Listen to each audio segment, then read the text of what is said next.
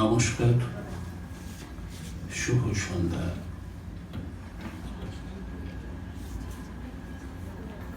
সামনে বসে আছেন যে মানুষটাকে ঘিরে তার স্মৃতিচারণায় আমরা এখানে উপস্থিত হয়েছি, তার সঙ্গে বহুদিন নানান স্মৃতি জড়িয়ে আছে, যার অনুষ্ঠানে এবং নানান সময়ের নানান কথা, তার কিছুটা তো আমরা শুনলাম, আমরা ঋদ্ধ হলাম। আমাদের শ্রদ্ধেয়া বিজয়লক্ষ্মী বর্মন কিছুটা স্মৃতি কিংসুক জানে। আমার সঙ্গেও নীলাদ্রিদার ছিল কিছু স্মৃতি, ছিল কেন এখনো আছে, এবং সেটাই জীবনের তো কিছু স্বর্ণালী দিন থাকে, তেমনই স্বর্ণালী দিনগুলো ছিল নীলাদ্রিদা বা এই ধরনের কিছু মানুষের সান্নিধ্য পাওয়া কৈশোর বয়স থেকে। তেমনই একজন মানুষ ছিলেন নীলাদ্রি শেখর বসু।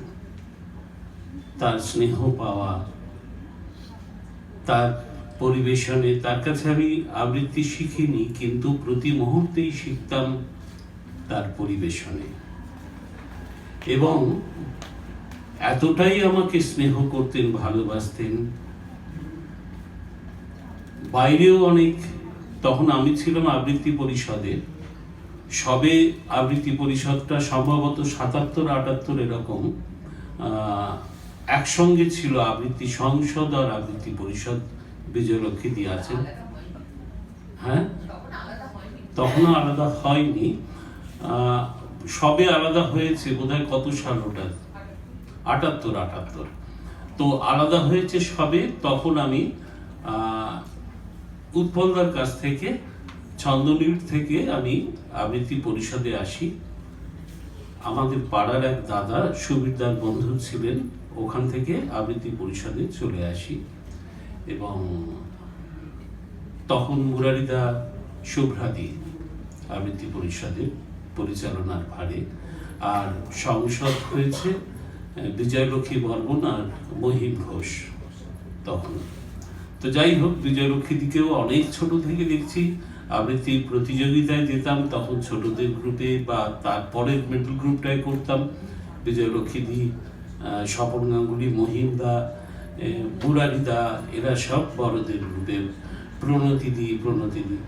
তো এইগুলো দেখা, এবং ব্যাপারটা হচ্ছে শুধু গুরুর কাছে শিক্ষাটা তো শিক্ষা তো আছেই, তার সঙ্গে আবার এদের কাছ থেকে নানান ধরনের পরিবেশনার প্রতি মুহূর্তেই শিক্ষা লাভ করতাম।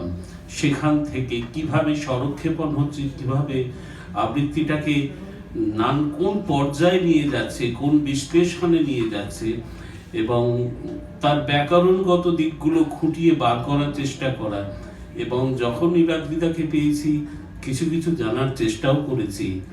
অসম্ভব ভালোবাসতেন আমাকে। একসঙ্গে আমরা আবৃত্তি পরিষদের ব্যানারে যখন অনুষ্ঠান করতাম, নীলাদ্রিদা আসতেন, বা বাইরে দুর্গাপুরে বেশ কিছু শো হতো। বিজয়লক্ষ্মীদির হয়তো মনে আছে যে আবৃত্তি পরিষদের ব্যানারে তখন সুবিরদা অনেককেই কিন্তু সেই বাইরের শোগুলোতে নিয়ে যেতেন। তার সঙ্গে নীলাদ্রিদাও অনেকগুলো শোতে কিন্তু গেছেন, কল্যাণীতে, দুর্গাপুরে, এরকম বাটানগরে, এরকম বেশ কিছু। এবং যথেষ্ট ছোট আমি তখন, আমি খারাপ খুব একটা করতাম না বলে গ্রুপ ছাড়াও আমার একক পারফরমেন্স কিছু কিছু জায়গায় থাকতো, শান্তিনিকেতনে, বোলপুরে। তারপরে পরবর্তীকালে তো আমাদের সুস্মিতা শান্তিনিকেতনে গেল আবৃত্তি পরিষদে, সে ওখানে কিছু প্রোগ্রাম অ্যারেঞ্জ করেছিল। যাই হোক, সেসব প্রচুর স্মৃতি। আর সব থেকে বড় কথা, মানুষটা এত মজার ছিলেন যে আমরা যখন ট্রেন জার্নি করতাম তখন মনেই হতো না যে কি করে আমরা পৌঁছে গেলাম। মানে এমনও হয়েছে যে স্টেশন মিস করে আমরা চলে যাব, এরকমও পরিস্থিতি। নীলাদ্রিদা এতটা জমিয়ে আমাদের রাখতেন, আর অসম্ভব ভালো গান গাইতেন, তাই তো বিজয়লক্ষ্মী? এই মহাভারতের যে গানটা, স্টার্টিং টাইটেল সংটা একদম হুবহু এত সুন্দর গাইতেন, মানে আমরা কি বলবো, মন্ত্রমুগ্ধ হয়ে যেতাম। আর আবৃত্তি পারফরমেন্স তো কিছু বলার নেই। একটা স্মৃতি আমার মনে আছে, দুর্গাপুরে তখন হেমা মালিনীর ডান্স গ্রুপ, তারপরে আমাদের হয়ে গেছে আবৃত্তি পরিষদের, আমরা যারা ছোটরা ছিলাম সেখানে একা করার সুযোগ পাইনি, গ্রুপের সাথেই করেছিলাম। তো গেছিলাম একসাথে। নীলাদ্রিদা, হেমা মালিনীর পরে নীলাদ্রিদাকে ওরা স্টেজে তুলেছে। তখন আমরা মনে করতাম সেই পারফরমেন্স শোনার পরে চাঁদে গেলেও নীলাদ্রিদা কিন্তু আবৃত্তি করে আসবে, এবং সেখানে গ্রহ নক্ষত্রের মন জয় করে আসবে, ভগবানদের মন জয় করে আসবে। এমনই একটা পাওয়ারফুল লোক ছিল, এবং তার সম্মোহন ক্ষমতা, তার গলায়, তার পারফরমেন্সে ভাবা যায় না। সেদিন কিন্তু স্টেজে উঠেই, যেখানে হেমা মালিনী পারফরমেন্স করে গেলেন তার ডান্স গ্রুপ নিয়ে, স্টেজে উঠেই উনি শুরু করলেন তার সেই যে সুমিষ্ট গম্ভীর গলা, মানে তার গলাটা তো আর বিশ্লেষণ করে বলা যাবে না, যারা আমরা শুনেছি তারা তো জানি। মোরা একই বৃন্তে দুটি কুসুম, হিন্দু মুসলমান, মুসলিম যার নয়ন মনি, হিন্দু তাহার প্রাণ। একশে আকাশ মায়ের কোলে, যেন রবি শশী দোলে, একশে রক্ত বুকের তলে, একশে নারীর টান। মোরা একই বৃন্তে দুটি কুসুম, হিন্দু মুসলমান। পুরো কবিতাটা বললাম না, এটা টুকরো টুকরো ঘটনা, মানে অদ্ভুত ভাবে প্রত্যেকটা মানুষকে চুপ করিয়ে দিল। তারপর তো প্রায় ঘন্টাখানেক পারফরমেন্স, একটা লোক নড়তে পারেনি। এরকম বহু জায়গা গেছে, বেশ কিছু অনুষ্ঠান। একটা অনুষ্ঠান তো মনেই আছে, নীলাদ্রিদা আর আমি আছি, উদ্যোক্তারা নীলাদ্রিদাকে তুলে দিয়েছে আমাকে বসিয়ে রেখে। নীলাদ্রিদা স্টেজে উঠে বলেছে আমার ভাতৃপ্রতিম অঞ্জল আগে করবে, তারপর আমি করব। যা অঞ্জল, আয় তুই। আমাকে আগে আমার আবৃত্তি করা হয়ে গেল, তারপর নীলাদ্রিদা করলেন। মানে কতটা বড়, কতটা উদার, কতটা ভালো মানুষ হলে এগুলো করা যায়। যাই হোক, আর কিছু কথা বলবো না। নীলাদ্রিদা যে কবিতাটা পছন্দ করতেন, যেমন কিছু কবিতা, তেমন একটা দুটো কবিতা করছি, সময় আছে তো। জননী যন্ত্রণা, কাজী সব্যসাচী করেছিলেন, শুনেছি, আমার শোনার সৌভাগ্য হয়েছিল। নীলাদ্রিদার কণ্ঠে শুনেছিলাম মঙ্গলাচরণ চট্টোপাধ্যায়ের। জন্মে মুখে কান্না দিলে, ভাসিয়ে দিলে ভেলা, একুল কুল দুকুল মজা, কালনাগিনী হৃদয়। রাত মজালো ডোবালো দিন, ঢেউয়ের ছেলে খেলা। সামনে সে জল, জল পিছনে, ভরা ডুবির ভয়। জীবন চেয়ে পেলাম কেবল হাওয়ার হাহা হাহা। পাহাড় থমকে পাথর, নদীর পা টিপে পথ ভাঙা। বাপের চোখে অভিসম্পাত, দূর আকাশের চাওয়া।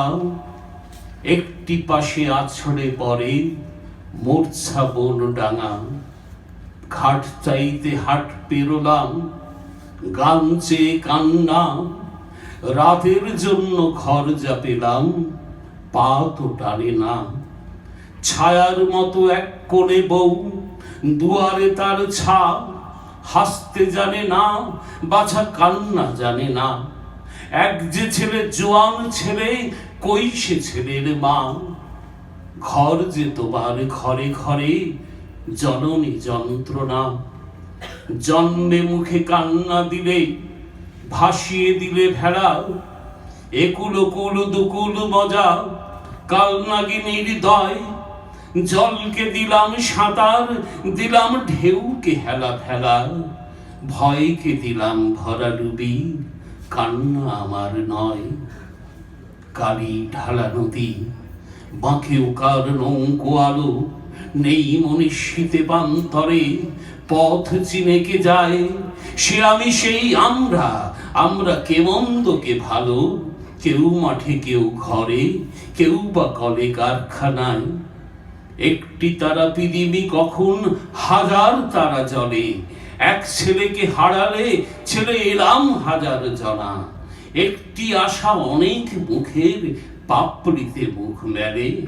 এক নামে যেই ডাকলে অনেক হলাম যে একজনা। ক্ষুদিরামের মা আমার, কানাই লালের মা, জননী যন্ত্রণা আমার, জননী যন্ত্রণা। এখানেই থাকা হবে। হ্যাঁ, কিছু, হ্যাঁ, অনেকটা সময় নিয়ে